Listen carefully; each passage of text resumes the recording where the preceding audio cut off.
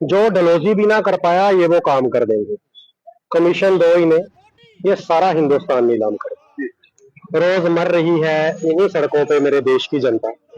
अगर हम अब भी ना बोले, ये हमारी मौत का तमाशा शरेआम करे। शायद कमीशन की वजह से ही बहुत से मेजर प्रोजेक्ट्स कुछ ऐसी कंपनीज पे दे दिए जाते हैं जिनके पास ना तो प्रॉपर इंफ्रास्ट्रक्चर होता है और ना ही प्रॉपर मैन पावर, ना कोई प्लानिंग ना कोई मैनेजमेंट, जिसके कारण चंद महीनों का ये काम सालों साल अटकेगा। कटली मोड़ का ये फ्लाईओवर भी इसकी जीती जाती मिसाल।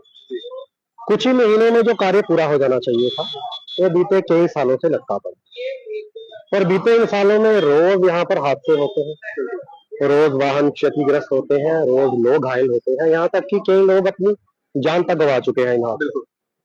घंटों यहाँ पर जाम लगते हैं, जाम में एम्बुलेंस फंस जाती है, मरीजों को समय पे उपचार नहीं मिल पाता। इतना सब कुछ हो जाने के बाद भी नेशनल हाईवे अथॉरिटी चैन की नींद है। आज उसी चैन की नींद से जगाने के लिए एसएसएफ की टीम यहाँ एकत्रित हुई है।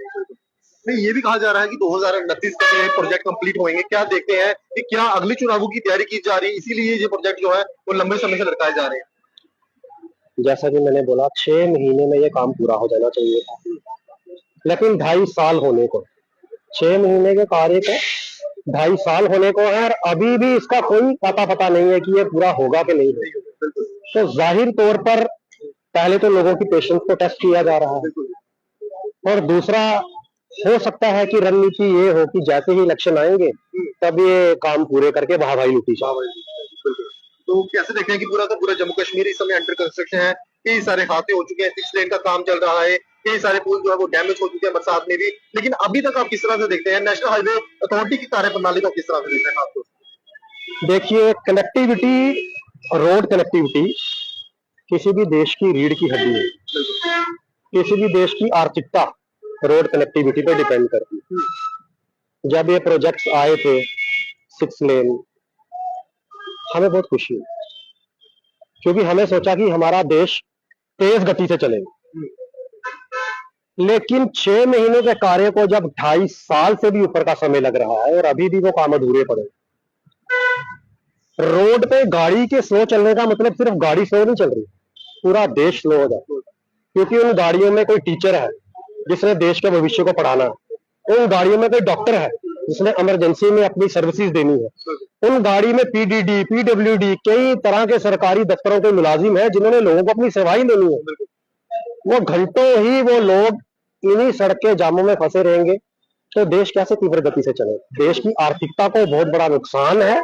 सरकार को इस तरफ देखना चाहिए और इन कार्यों को जल्द से जल्द पूरा करवाना चाहिए। आज आपने साइलेंट प्रोटेस्ट भी किया है, पुतला भी जलाया है आपने जी, अगले आने वाले दिनों में क्या आपकी तरफ से जो कार्रवाई रहेगी, क्योंकि हम देख रहे हैं कि लगातार लोगों को आवाजाही में परेशानी आती है, तो अगला स्टेप जो है एसएसएफ क्या लेने जा रही है? बिल्कुल, आज हमारा एक सांकेतिक विरोध प्रदर्शन था। हमने एक सिंबॉलिक प्रोटेस्ट रजिस्टर करवाया, जो कि एसएसएफ की शुरू से ही एक रणनीति रही। लेकिन आज इसी चौक से, हटली मोड़ चौक से, हमने नेशनल हाईवे अथॉरिटी को यह चेतावनी जरूर दी कि अगर जल्द से जल्द इस कार्य को पूरा ना किया गया तो मजबूरन हमें नेशनल हाईवे को ब्लॉक करना पड़ेगा।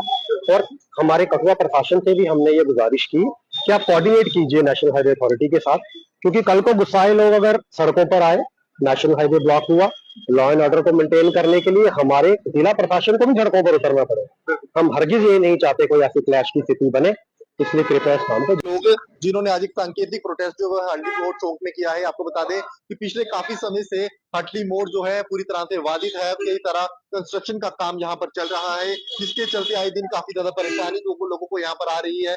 लोगों की कई सारी कीमती जाने जो इसमें जा चुकी है। तो सांकेतिक प्रोटेस्ट जो है आज एसएसएफ की तरफ से किया गया है और उनका ये साफ तौर पर प्रशासन को चेताना है कि अगले आने वाले दिनों में इस पर कोई काम नहीं किया गया और जल्द इसका काम पूरा नहीं किया गया तो ये प्रोटेस्ट जो है वो कड़ा रुख जो है वो लेगा।